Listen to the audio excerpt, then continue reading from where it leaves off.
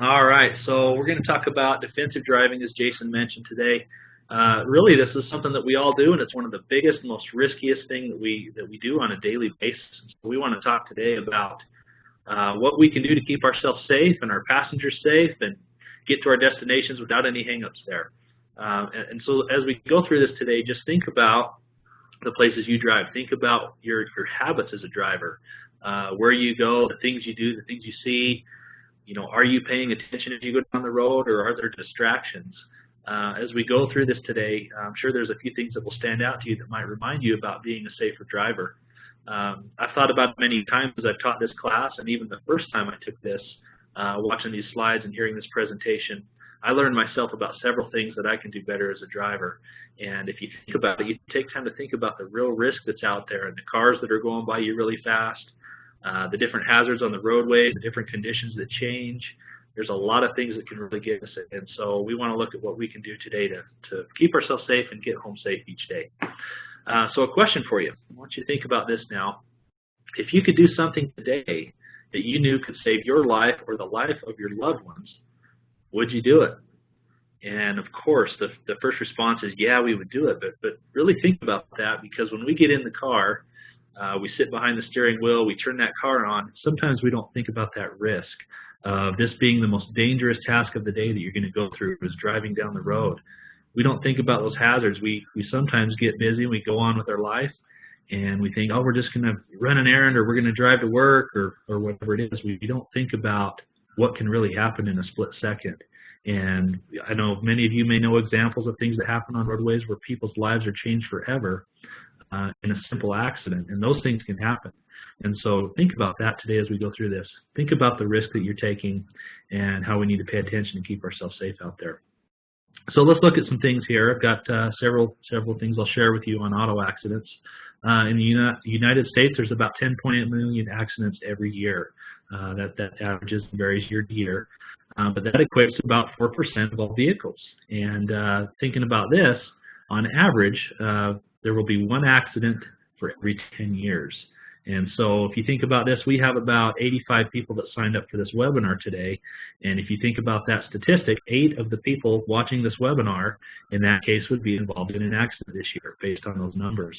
And I know nobody wants to be the one to volunteer to be those 8 people today, but the reality is that things do happen, whether it's a fender bender, or backing into something and hitting something, or an actual crash where people are injured.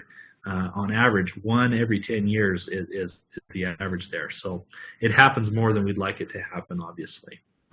So we like to look at motor vehicle records. And the reason we do that, this is something all insurance companies do, because those that have more tickets and more citations, they're more of an unsafe driver.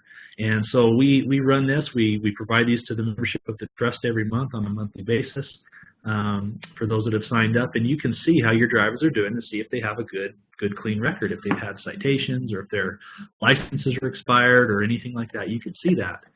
And on average, there's about 84% of the MVRs in the state that are a clean MVR. They have no citations, there's no accidents, they're a clean record. About 12% have 1 ticket, and some even have more. I've seen some cases where an employee of the city has up to 7 citations, and you can imagine how dangerous or they are as a driver and the actions that they're taking. But the reason we look at this, the reason we want to pay attention to those things, is because they've found some correlations that if you have more tickets and accidents, you're likely to be in a crash again. They say if you have 2 tickets on your record, you're 32% likely to be in an accident again. And you can see here on the slide, 6 tickets are, you're more likely than not to be in an accident. 131% for that one. If you've been in 2 accidents before, 78% likely to have that repeated. And 4 accidents, you might want to turn your keys in and give them to somebody else, because obviously there's some great risk there. So we encourage you to look at your drivers at your organization, look at these MVR reports, and think about the risk. Things can happen there. So what are your goals? What are your goals as a driver? What's your goals for watching this webinar today? Is there something that you want to learn? Is there a new skill? Is there some kind of awareness that you want to get out of this training today? Hopefully you can learn something new, or be reminded about something that you can do better to keep yourself safe. And that's really the goal of the training, is raise that awareness, remind you about things you might have learned a long time ago, remind you about driving habits and skills and things that we can improve on.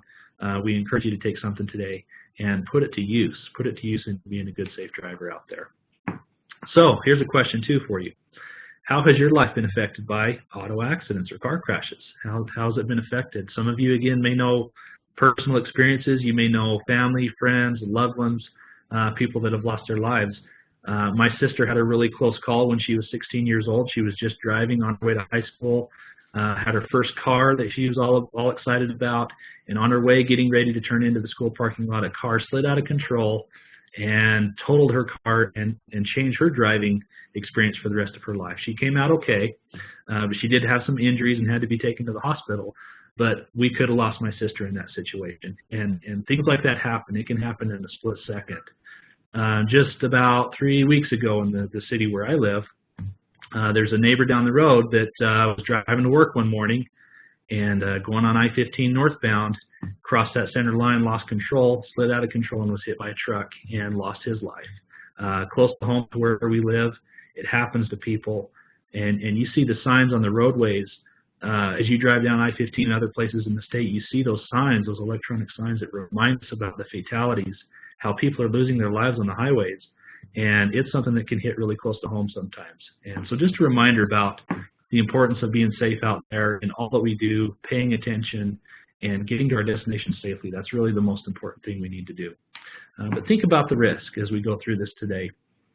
The state of Utah puts out statistics on auto crashes. They do this every year, and looking back, these are from the 2016 numbers that we pulled, but it's really interesting to see. You can learn a lot about the conditions that we drive in the state. You can see where crashes happen. You can find, what the drivers are doing or what causes these accidents. There's some really good things to learn, and so we share these with you during these trainings that we do. But when is the most dangerous time to drive? What time of day has the most crashes? And it's usually around 4 to 6 p.m. It's afternoon, it's rush hour, it's after work hours when people are tired and maybe distracted or in a hurry to get home. That's typically when the crashes are happening, and that was the case in 2016. Looking at the map on the left there, you can see the state and you can see the counties. The ones highlighted in red have the most crashes, the most fatalities and crashes there. So you can see, obviously, we have I-15 running through those areas. We have more population in those areas, more congestion on the roadways, and those things lead to more accidents. So that's something that we can learn from as well. What about rural areas? What about urban areas? Which one has more crashes? Which one has more fatalities? There's more crashes, you can see below there, more crashes in urban areas, but there's more fatalities in the rural areas. We see this year after year as we look at these statistics. That's the case. There could be many reasons for that, whether it's response time or the remote location that they're in or the congested traffic that they're in. There's reasons for that. But the thing that we can take away from this is think about where you go. Think about these places you drive in the state. Are you in a more dangerous situation than others? Is there more congestion? Is there more traffic? Is there higher speeds? We encourage you to think about that risk as you drive down the road, and think about that as you drive in the state. So who has more crashes, older or younger people? That's something to think about.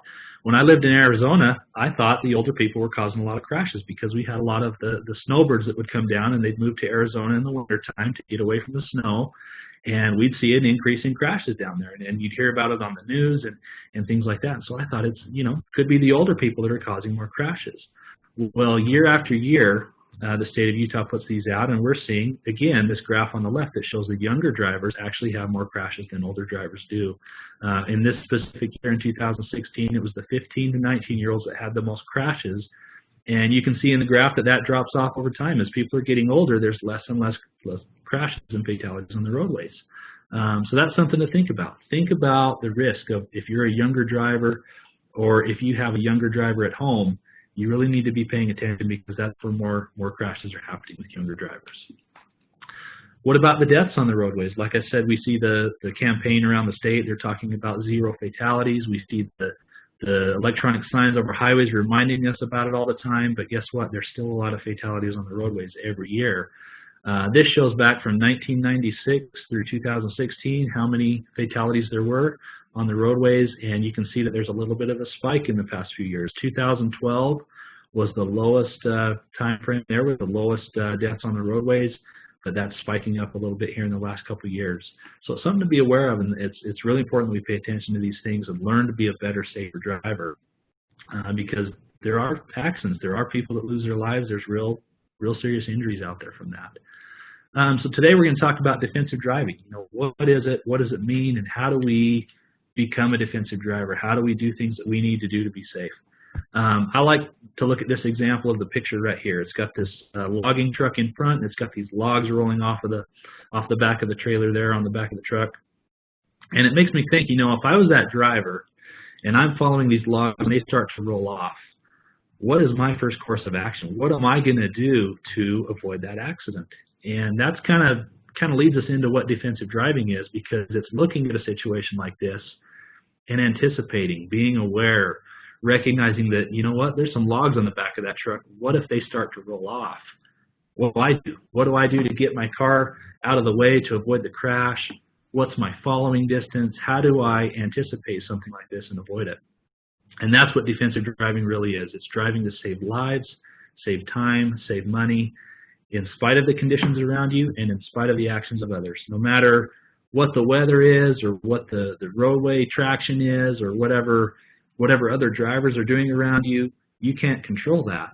But what you can control is how you react to those things in your driving situations. It's avoiding things, it's anticipating, it's thinking what if? What if this car in front of me cuts me off, or what if they slam on the brakes, or what if an animal runs across the road really fast? What am I going to do to avoid an accident and avoid getting in a crash? That's defensive driving. It's being proactive and thinking ahead. So the question is, and I want you to ask yourself this, are you a defensive driver? I asked myself that when I took this training the first time. There's a series of questions that we go through. There's things that we can learn from, and surprisingly, sometimes we're not as safe as we really think we are. But let's find out. Let's find out from the slides we go through here in this webinar and the things we talk about. Let's find out if you really are a defensive driver, and think on it. Think about things that you can improve on to be safer as you drive. So remember that you are responsible. When you get in the car, you sit down in the seat, you buckle your seat belt, you get ready to turn on that ignition in front of that steering wheel, it's all on you. You are the driver. You are in control of that vehicle. So we need to remember that. When you go to take off for the day, when you go to drive, remember that you're responsible for your actions. You're responsible as the driver to keep yourself, your car, any passengers that are with you, family and friends, other drivers around you. You're responsible to make sure that you're getting from point A to point B safely without accidents. And part of that responsibility is realizing that we can learn new skills, we can do things better, we can increase our awareness, we can avoid distractions as a driver. It's really up to us to choose to drive defensively and drive safely. But we need to realize that it's on us as the driver. When you're in that seat, it's all on you to be safe.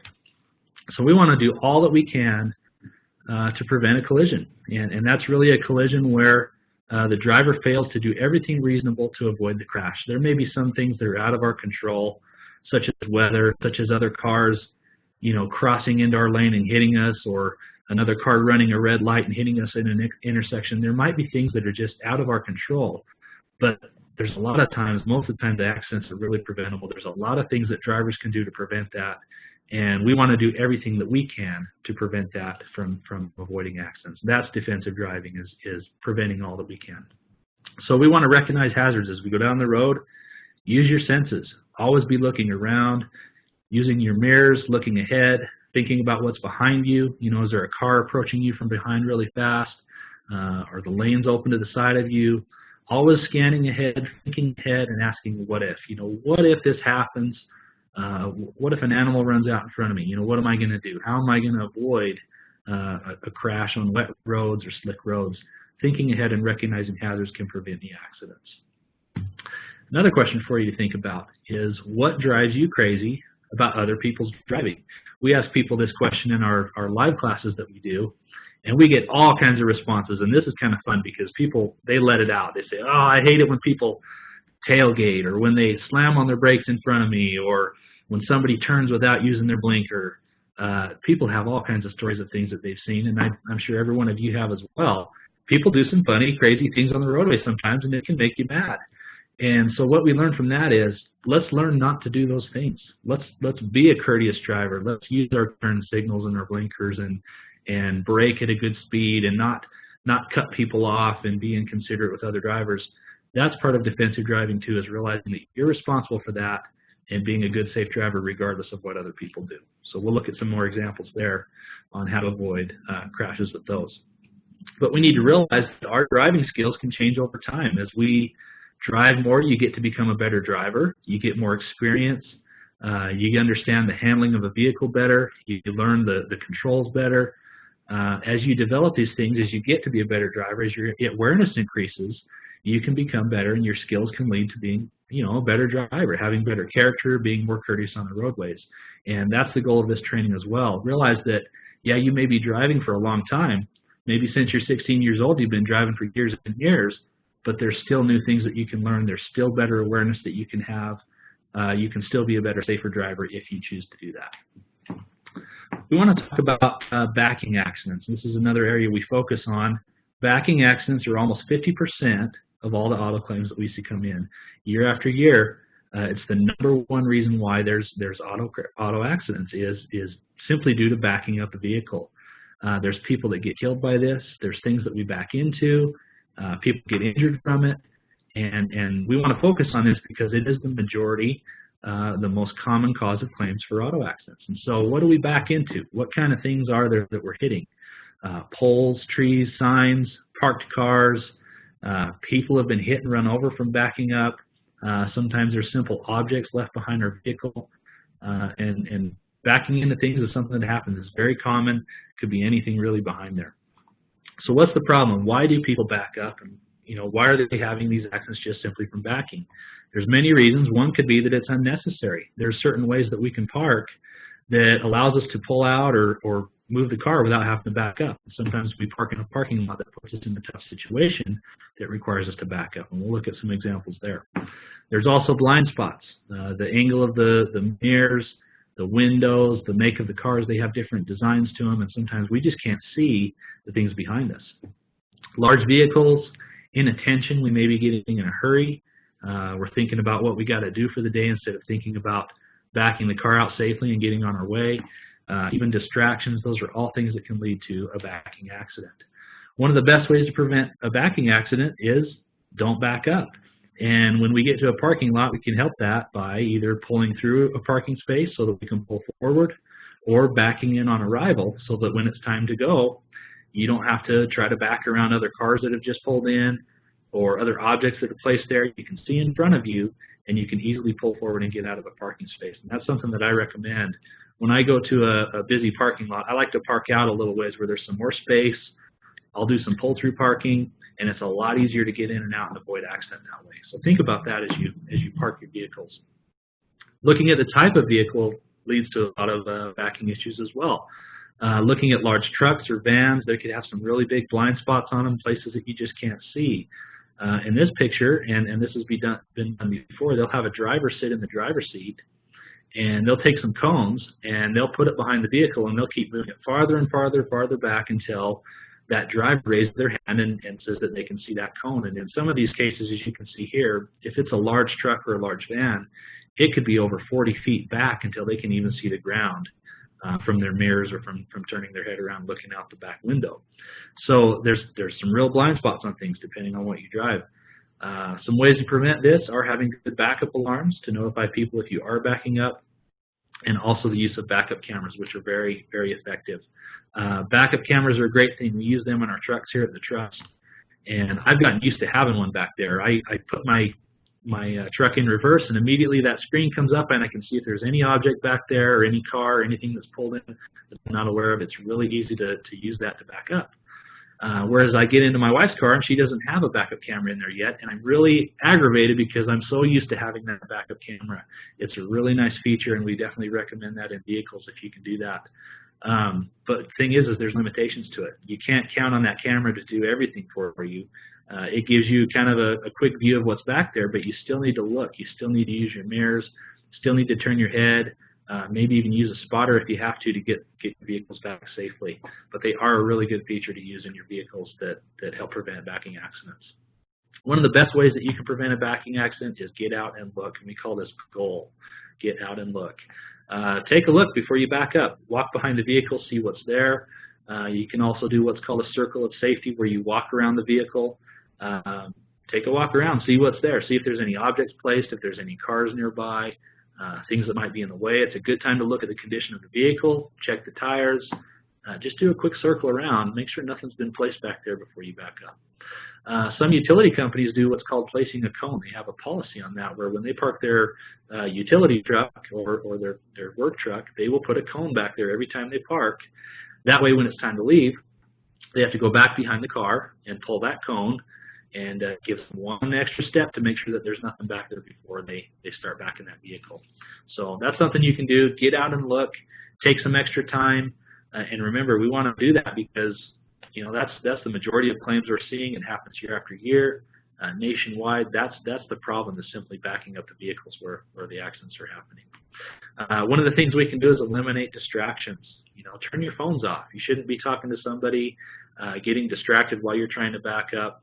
We need to remind ourselves that that's the riskiest maneuver that you'll do all day while driving, is simply backing that vehicle, because, again, that's where the majority of accidents happen. So watch your conversation, maybe the radio, maybe there's other distractions you want to eliminate, but focus on the task at hand. Focus on driving safe and backing up safely. So here's some other statistics from the state of Utah in 2016. We like to look at this as well. The leading cause of all crashes is on the left-hand side, and the leading cause of death on the right-hand side. And there's some similarities here. So leading cause of all crashes, their number one reason, 24% of those were due to following too closely, tailgating, not having a good following distance. Number 2, failure to yield. Number 3, speed, going too fast for the conditions. 4, failure to keep in the proper lane, and that's the one that scares me as I'm going down I-15, and there's large trucks cruising past the sides of me, and cars, going really fast. I'm always nervous about, wow, what if that truck just doesn't stay in its lane and it just creeps on over into my lane and I have nowhere to go? That would be a real hazard and a bad thing. Number 5, distracted driving was a leading cause of crashes there. Leading cause of death was speed, and we see this year after year. Speeding, going too fast for the conditions, is the number one reason why people die, and the statistics show this year after year. That's a consistent theme. So we're going to look at speeding some more in a little bit. Unrestrained occupants, surprisingly, is number 2 leading cause of death. That surprises me, and it's always on this list as well. People still aren't restrained. They're not wearing their seat belts. Children aren't being placed into their car seats, and when people get into a crash, you can understand what can happen with kids in the car or people that are not buckled in. That's a surprising one, but still a reminder that we need to wear our seat belts. Failure to yield, drunk driving, and overcorrection in your driving. So those are the leading causes. We like to look at this with the training that we do. There's this thing called the Fatal 4. These are the 4 top reasons why people die on the roadways, and they're very similar to what we just looked at from the years from 2016. But year after year, it's the same things. It's speeding, people going way too fast for conditions, causing crashes and losing their life from the crash. Right-of-way issues, which we'll look at. Stop signs, stop lights, not yielding to other drivers. On-ramps are examples of those where people aren't yielding where they should. Driving left of center, crossing that center line going into oncoming traffic, that causes fatalities. And also tailgating, not having a good following distance, following way too close from the car in front of you and not being able to stop in time. That's how people are losing their lives on the roadways. These are the top 4 things that we really need to learn from, really need to prevent and be aware of, because that's the most hazardous things we do driving there. So speeding, like I said, speeding, the number 1 unsafe driving behavior that contributes to collisions and violations on the roadways. We'll look at this. What's the risk involved with going too fast? There's usually more risk than you would realize.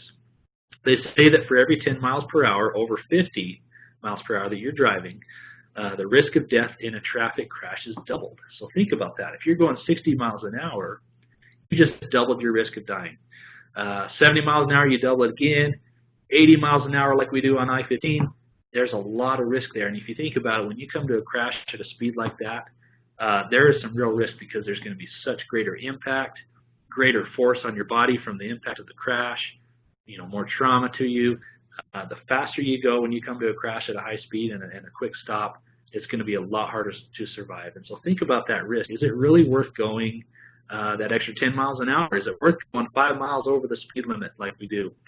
There's people, you'll see the speed limit will say 75 and they're flying by you at 85, 90. Is it really worth that risk to them? That's something to think about. It may not be worth going that extra little bit of speed. But what is a safe speed? What is safe? How do we know if it's safe? Well, there's speed limit signs. They'll tell us, the law. They'll tell us the law is the speed that it says. But just because it says 55 doesn't mean that you have to go 55. Based on conditions, whether it's bad weather, slick roads, low visibility, or congested traffic, there may be reasons to not have to go the full speed limit. It's really up to the driver to be responsible. We talked about that. When you're behind that wheel, it's on you to maintain that safe speed and not go in at a speed that's going to cause a crash or put others at danger. So think about that. Just because it says one speed, it's not always necessarily that you have to do that. How do we avoid speeding? How do we avoid being encouraged to speed, or how do we avoid being in that situation? One thing you can do is manage your day. Think about the time it takes to get somewhere. If you have an appointment that you have to be to, and it takes an hour to get there, give yourself a little more than an hour. Leave on time. Plan your day out so that you're not encouraged to hurry and speed and get to your destination and having to speed to get there on time. Monitor your speed regularly. Always watch your odometer. Pay attention to that. Make sure that you're not going too fast or over the limit. Pay attention to the conditions out there. Make sure that your speed is good for the certain road conditions and hazards that might be around. Slow down in school zones, work zones, congested areas, places you might want to slow down. And one thing you can do is allow tailgaters to pass you. If you have somebody on your tail, nobody likes a tailgater. Nobody wants them there. But just pull off to the right. Let them go about their, let them pass you. Let them go on. Don't be encouraged to speed in front of them. Those are things that you can do to prevent being encouraged to speed. So we have right-of-way violations, okay? This is failure to yield to other drivers when we should, like stop signs, when you're at a stoplight. If there's pedestrians on the roadways or bikes, we need to be yielding to them, letting them cross at the crosswalks. People lose their life from not paying attention to those situations where there's a right-of-way. But one thing to point out is that traffic laws do not give anybody the right-of-way, surprisingly. They only spell out who must yield the right-of-way. So think about this if you come to a stoplight and it turns yellow and then eventually red, you're supposed to stop and yield to the traffic that's got the green light. Same with a stop sign. You're supposed to yield and yield to the other drivers that stop. Merging onto a highway, if you're on that on-ramp and you're merging onto the highway, you're supposed to yield to the traffic that's already flowing on the highway. And so there's problems with this. We've seen it before where light turns green, people are at a stoplight and it turns green, and they just start to pull out without looking to the sides, realizing that there could be somebody coming through that intersection. And so it's important to just wait a couple seconds there. When it turns green, give it a second, let the traffic clear out, and you can go on your way that way. But pay attention. Watch for those right-of-way issues. People have lost their life there in intersections and places like that where you have to yield. So driving left to center, this is the third fatal thing that people do. Why would we cross that center line? You think about it, oncoming traffic on a highway. The only other time I can think that you would pass, there's two reasons. One is to get around a vehicle that's going slow that you're going to pass. That would be one time to cross that center line. And the other one would be to turn left into maybe another parking lot or something else where you cross that oncoming traffic line. Other than those two things, there's no reason to be in that lane where there's oncoming traffic. You don't want to expose yourself to a lethal head-on situation. It's a dangerous situation to accidentally cross there, so you've got to pay attention and not cross that center line. But ask yourself, sometimes you're following those large trucks on the highways and it's a two-lane highway. Is it really worth getting around that truck? Is it really going to save you that much time? Is it really worth that risk to put yourself in to try to get around that big truck? There's been people who have accidents and head-on crashes from that. It may not be worth the risk. And sometimes it really doesn't save you that much more time. Oftentimes, when you get to the next town or the next city, that large truck will be rolling in right behind you in just a couple seconds later. So think about the risk. Take the safe steps that you can to pass. Be aware of that. So there's this thing called the 4 R's. And this applies to a situation where you do have a car coming at you. Maybe somebody crosses that center line, they come into your lane, and they're coming right at you. What's your reaction? What steps do you take to avoid a head-on collision? And the recommendation is these 4 R's, which is read the road ahead. So you're looking ahead, you're reading, you're anticipating. drive to the right, reduce your speed, and ride off the road.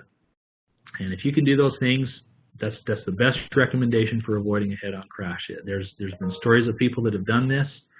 They've avoided accidents this way, saved their life. When people have been out of control in their lane, it's one way that you can avoid the accident. But they always say go to the right. The recommendation is not to go left. Even though they're in your lane, if you go left, you're going back into the lane that they might correct back into. And you always want to go to the right, get off onto the shoulder if you have to, try to get out of the way, get off the road to the right is the best way to do that. If you are facing a head-on, go to the right. Don't swerve. Try to hit something soft, not hard. Maybe there's bushes or something you have to hit into, but it's better than hitting head-on with a large truck or another car coming right at you. So realize that going to the right is the best recommendation there. Tailgating, the last reason why people are dying on the roadways, why these things are happening.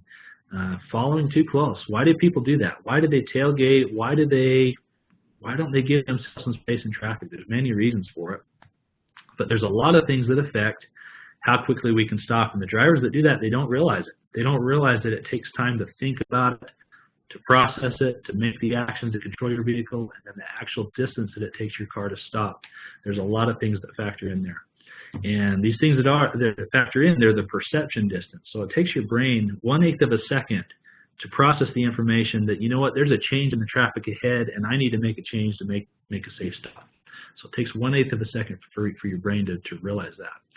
Then it takes another 1/8 of a second for your brain to send a signal to your arms and hands and make the movements and things that you need to do to stop the vehicle. Then there's this braking distance, which is based on the size of your vehicle, the speed that you're going, the friction on the roadway with the tires and the road, the conditions that you're in. It takes so long for your car to come to a stop based on the speed and those things that you're driving with. And they say that if your stopping distance is, if you're going 30 miles an hour, it's about 153 feet to come to a safe stop. That's in normal driving conditions, normal sized car, average parameters there. 55 miles an hour would be 346 feet to come to a stop, and 70 miles an hour, 490 feet. That's almost 500 feet it's going to take you to come to a safe stop with average braking and average things going on there. Your perception distance is 180 feet. So in 1/8 of a second, you're traveling so fast that a lot of that space is already taken up. That's why it's important to keep a good safe driving distance. Keep some space between you and the vehicle in front of you, because by the time you think about it and react to it, it could be too late. So always keep a safe distance there. How do you keep a safe following distance? There's a couple ways that people do this, ways that we've been trained on this before. There's this thing called the 3-second rule, where if you're following a car in front of you and maybe they pass a sign or an overpass or something, you can count. As soon as they pass that location, count 1001, 1002, 1003, and if you get to that spot at that 3-second mark, that's typically a pretty good average following distance for you. If there's bad conditions, if you're pulling a trailer, you may want to add another second in there, but that's just something to go by. The way that I was trained when I was younger is put one car length in between you and the car in front of you for every 10 miles an hour that you're going. So if you're going 50 miles an hour, you would have at least 5 car lengths between you and the car in front of you. And again, think about conditions, visibility, congestion. You may want to have even more, but that's kind of a gauge of how you can know if there's a pretty good following distance there. Again, you're the driver, you're the one responsible, and it's up to you to make that judgment. So are you an aggressive driver? Here's another question for you. Again, we want to find out. As I've thought about this before, I think, oh, I'm not aggressive. I don't have a lot of citations. I haven't been in a lot of crashes. Good driver, good safe driver.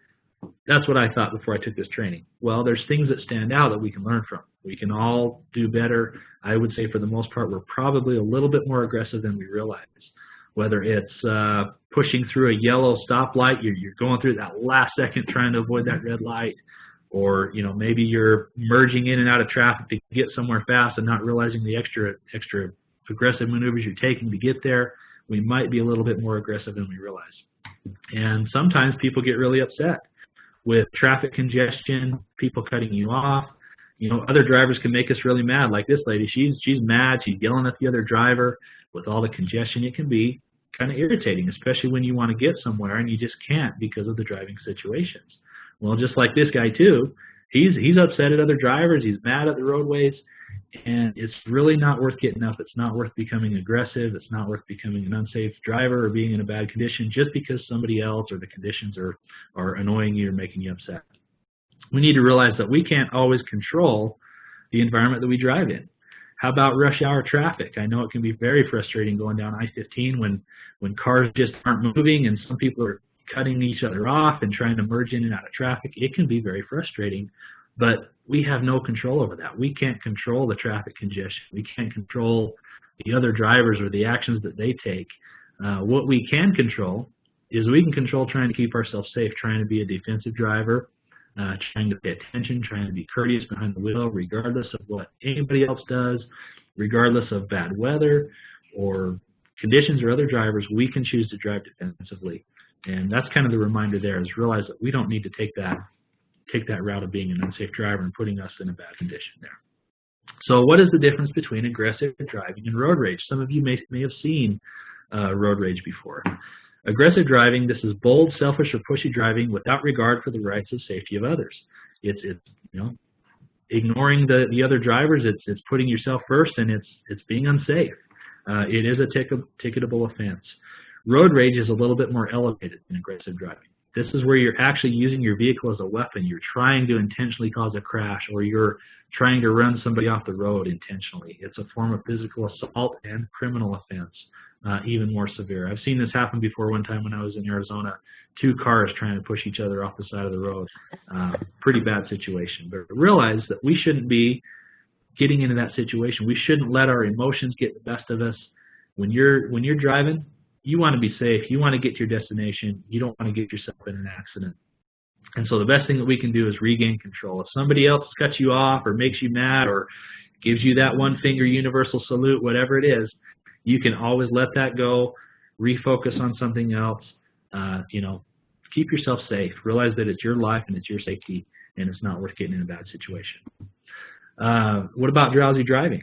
That's another thing that I've seen before. You may have been driving down the road, and your eyelids are getting heavy, you're getting tired. Maybe it's in the afternoon or early morning hours. It can be hard, but it can be sometimes worse than a DUI. If you're drowsy, and your mind is lethargic and you're just not thinking really sharp and really fast, it can be a really hazardous driving situation that we need to avoid. So what causes drowsy driving? Why do we see that? What are the risks? Sleep loss is one. The driving patterns alone, maybe it's a really flat, long, straight road with no turns and no movement, no scenery. Those things can make you want to fall asleep. Medications we take, sleep disorders, even alcohol, those are all things that may lead to drowsy driving.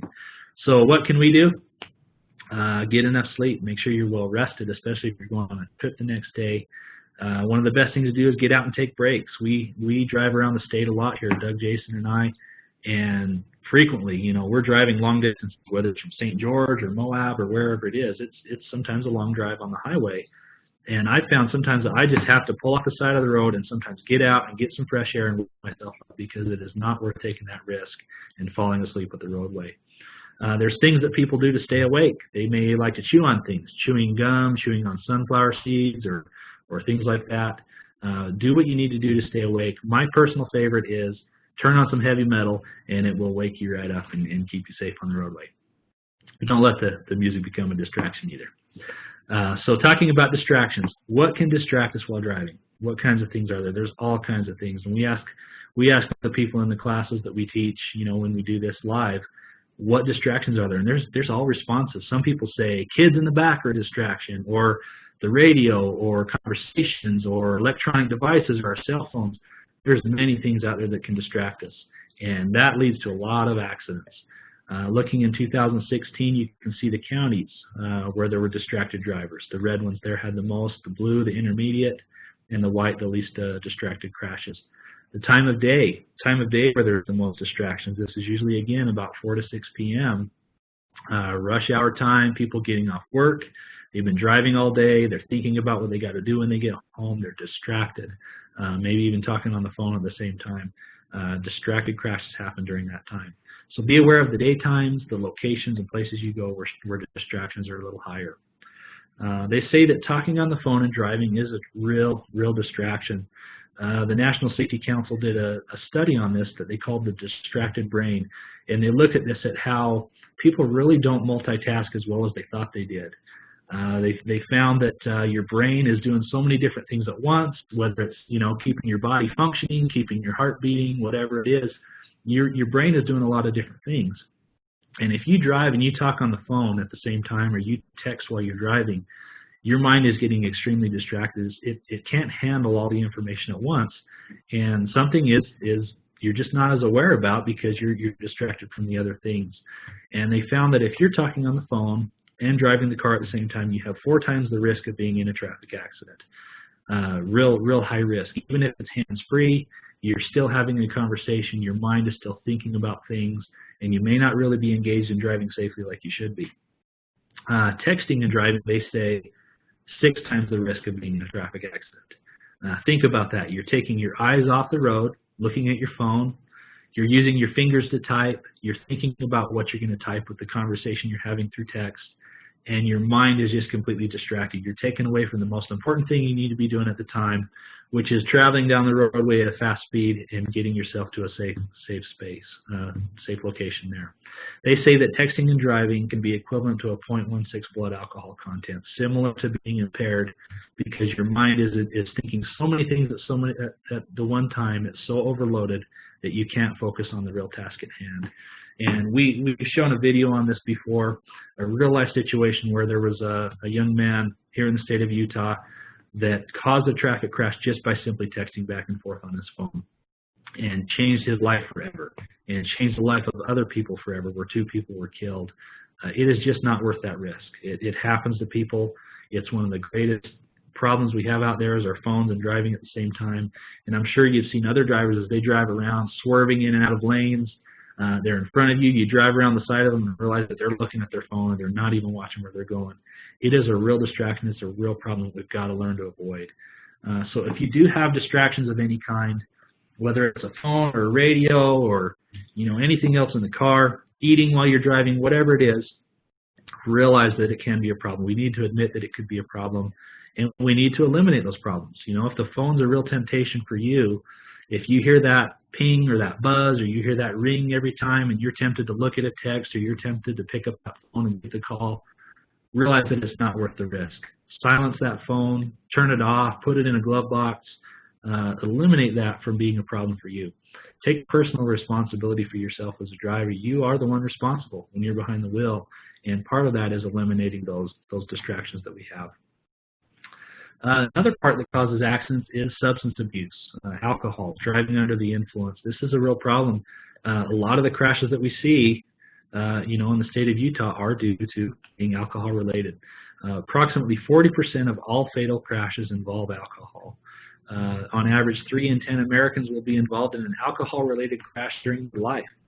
So we have, again, about 85 people that signed up for this webinar. You know how many is that? That's about 24 of you at some point in your life would be in a crash and related to alcohol. So whether you're the one that's intoxicated or affected by it, or whether it's some other driver that is, that's the averages that you'll be involved in somehow. So eliminate that. Don't let that become a problem for you. Make sure we're sober when we're driving. What about prescriptions? What about things that make you drowsy? Even Benadryl and over-the-counter medications, things that have, things that can make you drowsy, they could be a real problem while you drive. So read the warnings. Know your body. Know the impact that medication might have on you. If it makes you an unsafe driver, you may want to hold off. Get that out of your system first, or get somebody else to drive. Don't take that risk of driving drowsy or having a problem there with medications. So the environment can be really hard to drive in. We have lighting conditions. Early morning could be hard to see when that sun's just coming up over the horizon or when it's setting. Low visibility. The lighting is something that can lead to accidents. Weather conditions, roadway conditions, the traffic that we're in, congested traffic or traffic patterns. Those are all things that can make it hard to drive around that we need to be aware of and pay attention to avoid the accidents. So lighting conditions. Sometimes there's too much light. Sometimes there's just not enough light. I find it really hard. The time for me of the day that's really hard to see is when it's starting to get dark in the evening but it's not quite dark enough that your headlights come on and really make a difference. You may have the headlights on, but it's just not dark enough that they're really brightening anything. It's that transition time where I can maybe have a harder time seeing. So think about that. You may need to adjust your schedule or pull off the side of the road, or if you can't see, it's not worth taking that risk. What about at night when it's really dark and you're flying down the highway really fast and it's dark outside? Your headlights only shine out so far. If you're going 70, 80 miles an hour on the highway or the freeway, realize that your car is pretty much catching up to your headlights, and you may not have a time to react if there was an animal that jumped out in front of you or some condition that you had to stop really fast. You know, your lights only shine out so far, so realize the risk there on that. Weather conditions. We live in the state of Utah. We know that weather can change rapidly, daily, even especially now in springtime and fall when we get cold and warmer air coming. There can be some real transitions. Well, know your limits. If you see a snowstorm coming, if it's a bad icy roads and bad conditions out there, you may want to watch that weather. You may want to adjust your schedule. Maybe some days you just need to stay put and not go anywhere. You may look outside and realize that, you know what, today is a bad day. I am not going to drive to the store, or I'm not going to run those errands that I thought I would because it's just not worth that risk. Definitely slow down in bad weather if it's icy or snowy conditions. We need to pay attention to the weather where we go. That's one way to prevent the accident. Road conditions. You know, there's lots of things out there, right? Potholes, construction zones, merging traffic, road conditions that change. There's all kinds of things we might encounter. Being a defensive driver is paying attention to those things, being aware of it, and adjusting our travel patterns for it and the way that we drive. What about traffic? You know, the traffic can be a real hazard. School buses, you know, they're large. They stop frequently to pick up kids. They stop at train crossings. That's something to be aware of. If you're ever following a bus, realize that it's going to stop at some point in front of you. Slow-moving vehicles, you know, you got highway traffic, highway speeds, and also you got one guy going really slow. That's a real hazard too. Paying attention to that, looking at what's ahead and anticipating, you can be defensive with that. Pedestrians on the side of the road at crosswalks, you know, are we paying attention to them? Do we see them? Are we allowing them to pass the crosswalks when we're there? Motorcyclists, people on bicycles, you know, they often get hit on the side of the road. Being aware and watching for those as well. Even animals. Certain parts of the state have more animal crashes than others, you know, where there's lots of deer or cattle or you know, horses, large animals. You got to be paying attention, especially in those low light conditions in the evenings and mornings when animals may be along the side of roadways. It's really important to pay attention to those things. As you can see, there's lots of different hazards out there. There's traffic conditions, weather, lighting. There's a lot of things that we need to pay attention to keep ourselves safe as we drive out there. So be aware of that. We've gone through many things today. We talked about, you know, what do you want to take out of this training today? What do you want to do to become more aware and a better, safer driver? Hopefully there's 3 things that stand out to you today that you can take from today and be a better, safer driver in the things you do. We looked at distracted driving. We looked at aggressive driving. We looked at conditions and how to prevent hazards on the roadways, how to avoid them. Things that you can do as a driver to eliminate distraction and be more aware. That's what we need to do to be a defensive driver. So one thing to do is constantly reevaluate your driving. As you're driving down the road, think about your speed. Think about your following distance. Think about who's around you. You know, what actions and behaviors are you taking regularly as a driver? What can you improve on to be a better, safer driver? Think about that today as you drive and from now on to the places that you go. Always scan the road ahead. Always be looking ahead and thinking, what if? You know, what if the conditions change fast? What if I have to get out of the way of somebody? What if somebody's tailgating me? You know, always think what if and try to anticipate what goes on in front of you. Ultimately, remember what's most important, right? The most important thing is you, your life, your safety, your health, getting home to your family each day, getting to your destination safely each day. That really is the most important thing. And, you know, again, driving is the biggest hazard out there. The most hazardous thing that we do every day is driving on the roads, and we got to remember the most important thing of getting there safe. So hopefully that's helpful for everybody today. There's something you can take and learn from. Again, we all want to be a better, safer driver and avoid the accidents out there. So that's the training. I know that's a lot of information. Jason, Doug, do you guys see any questions there we might have on that? Comments or anything? Yeah, we did have one question that came up through the course of the presentation, and it was about hands-free devices. Are hands-free devices safer than holding your phone while you're driving? That's a great question. I would say yes, because you're not holding it in your hand. However, that study, the distracted brain study, also found that it's still a great risk talking on the phone. Just having the conversation alone with somebody while you're driving can be a distraction. So I would discourage that. It's up to the driver to be responsible. It's up to you to be safe. But again, it does take away from what you're focused on. It's kind of funny in that study where they find that it's really the mental distraction is the thing that is the biggest factor. Even though physically manipulating the device it can be distracting. It doesn't affect it. Just because you're hands-free doesn't necessarily mean that you're going to be safe. It's your brain is trying to focus on that conversation. So that's right. Many times people are driving down the road, and I've done this before too. You're driving down the road, and all of a sudden you realize, wow, how did I get here already? Or you realize you passed your exit, and it's that distraction. It's your brain that's just not paying attention. And conversation and talking on the phone can do that. It could be Iron Maiden just as easily, right? It could be. That could be a distraction. It could also keep you awake, but don't let it get in the way of driving safely. I would also add that driving for work adds another level of distraction. And so a lot of us, that's what we're doing out there. We're working while we're driving. And so whether that's conversations that are work-related or thinking about what you need to do when you get where you're going, or, first responders, police and fire, often we have an extreme additional distraction that's thrown into your driving because, you are actually engaged in your work while you're driving. And so it's really important, as professionals, that we make sure that we're doing everything we can to control those distractions. Because in a lot of cases, even though we are professionals, and some of you are, extreme professionals, then you still have a greater risk associated because of the additional distraction you have associated with the work you're doing while you're driving. Great points. Brent, Debbie points out just another point coming from her world in solid waste, where they're operating large vehicles. She just wants to point out that those large vehicles take a lot longer distance to stop.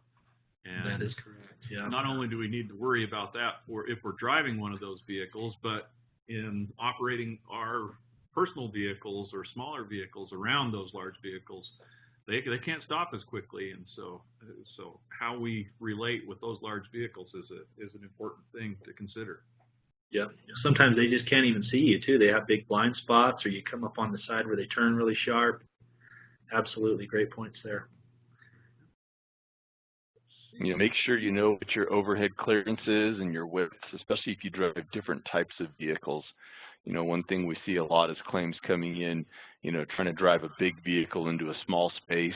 And a lot of times the overhead obstacles that we tend to kind of forget about how high our vehicle is, especially if it's a vehicle we're not operating every day.